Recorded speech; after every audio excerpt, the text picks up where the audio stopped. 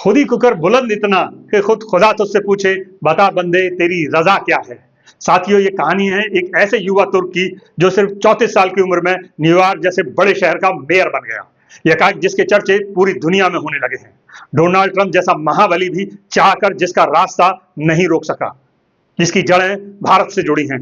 जी हाँ, हम बात कर रहे हैं भारतीय मूल के मुस्लिम जौहर ममदानी की। ममदानी का जन्म जरूर युगांडा में हुआ, पर उनकी कहानी भारत से शुरू होती है। उनके माता पिता दोनों ही भारतीय मूल के हैं।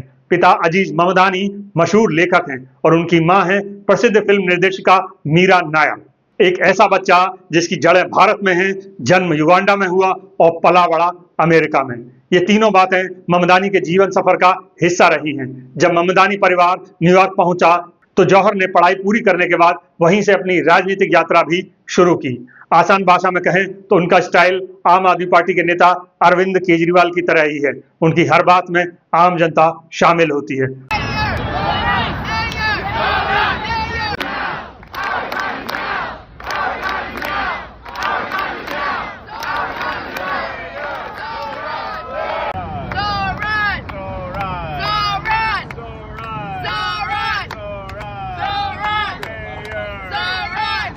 लोगों के बीच घुल मिल जाना, घरों के किराए कम करने की बात करना, नस्ली भेदभाव के खिलाफ आवाज उठाना और लोकल बसों में फ्री यात्रा की बात करना कुछ ऐसा था जो न्यूयॉर्क के लोगों के दिलों को छू गया।